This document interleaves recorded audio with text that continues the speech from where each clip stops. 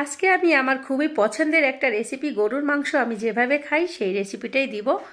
আর এটা খেতে অসাধারণ, ছোট থেকে বড় সবাই একদম হাত চেটে পুটে খেয়ে নেবে, এতটাই টেস্টি এবং দেখতে ইয়ামি। এটার নাম কি দেওয়া যায় আপনারা কমেন্টে দিবেন, অবশ্যই এটার নাম কমেন্টে দিবেন। আর এই জিনিসটা খাওয়া যাবে পারোটা, পোলাও এবং ফ্রাইড রাইসের সাথে, যে যেটার সাথে খান না কেন একদম বিশ্বাস করেন জমে যাবে। তবে আমি খাবো আজকে পারোটার সাথে। তো এখানে আমি 600 গ্রাম গরুর গোশত নিয়েছি, হাড্ডি ছাড়া, সামান্য একটু চর্বি আছে। আর গোশতটাকে আমি কিভাবে কেটে নিয়েছি সেটাও দেখিয়ে দিচ্ছি, ছেলাচ করে কেটে নিয়েছি। এখন আমি ম্যারিনেট করে নেব। এখানে দিয়ে দিয়েছি লবণ স্বাদ মতো, আদা রসুন পেস্ট 2 চামচ, কালো গোলমরিচ গুঁড়ো 1 চামচ এবং মরিচ গুঁড়ো দিয়েছি 1 চামচ, ওয়েস্টার্ন সস দিব 1 চামচ, ভিনেগার দিব 1 চামচ, আর এখানে দিব সয়া সস 2 চামচ। তো যখনই আমরা সয়া সসটা দিব লবণের পরিমাণটা বুঝে দিতে হবে। তো এখন সুন্দর করে আমি হাতে মেখে নিব। আর এই পর্যায়ে কিন্তু হাতে মেখে নিতে হবে। আর হাতে মেখে নিয়ে আমি ঠিক 1 ঘন্টার জন্য এটাকে রেস্টে রেখে দিব। যদিও আমি গরুর মাংসটাকে স্লাইস করে কেটে নিয়েছি, তারপরে 1 ঘন্টার জন্য রেস্টে রাখলে এতে করে টেস্টটা দ্বিগুণ বেড়ে যাবে। তারপর আমি 1 ঘন্টা পরে ফিরে আসছি। এখানে 2 চামচের মতো কর্নফ্লাওয়ার দিয়ে দিয়েছি। তো এটাও আমি সুন্দর করে এই গরুর মাংসের সাথে সুন্দর করে মেখে নিব। আর মেখে নিয়ে সরাসরি চলে যাব রান্না করতে। তো মেখে নেওয়া শেষ। এখন আমি একটা কড়াই বসিয়ে দিয়েছি, আর কড়াইতে 2 থেকে 3 চামচের মতো তেল দিয়ে দিয়েছি। এখানে আপনারা চাইলে বাটারটাও দিতে পারেন। তো তেলটা দিয়ে দিয়ে মোটামুটি গরম হয়ে যাওয়ার পরে আমি ফুল মাংসটাই এখানে দিয়ে দিয়েছি। তো দিয়ে সুন্দর করে উল্টে পাল্টে তারপরে আমি সুন্দর করে ভেজে নিব মাংসটাকে।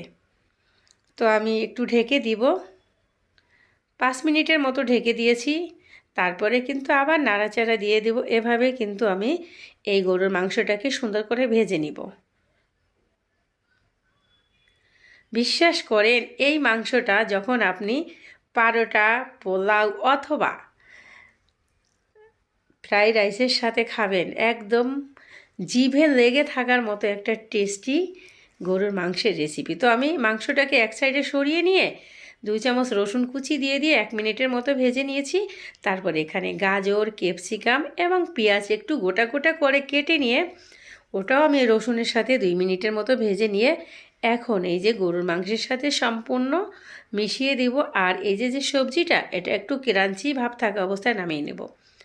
এখন দিয়ে দিয়েছি চিলি ফ্লেক্স 1 চামচ এবং কালো সাদা গোলমরিচ গুঁড়ো দিয়েছি 1/2 চামচ।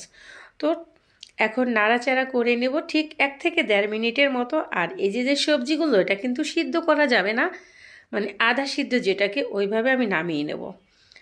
তো নামিয়ে নিয়েছি, হয়ে গিয়েছে। দেখেন কালারটা, দেখেন, এটা যে কেউ দেখলে তার খেতে মন চাবে, এতটাই টেস্টি।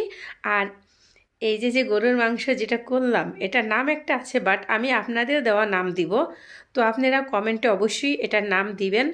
আর কে কোথা থেকে দেখছেন অবশ্যই কমেন্টে জানাবেন, আমি আপনাদেরকে পরবর্তী ভিডিওতে থ্যাংক ইউ জানিয়ে দেব। তো এই যে এটা হচ্ছে ফাইনাল লুক। আর এটা আমি আজকে পারোটার সাথে খাবো। বিশ্বাস করেন সন্ধ্যাটা জমে ক্ষীর হয়ে গেছে। এত সুন্দর একটা গরুর মাংসের রেসিপি। তো আমি এভাবেই খাই, আমি তেমন একটা গরুর মাংস পছন্দ করি না, এভাবে হলে খাই। তো রেসিপিটা এই পর্যন্তই, পরবর্তীতে দেখা।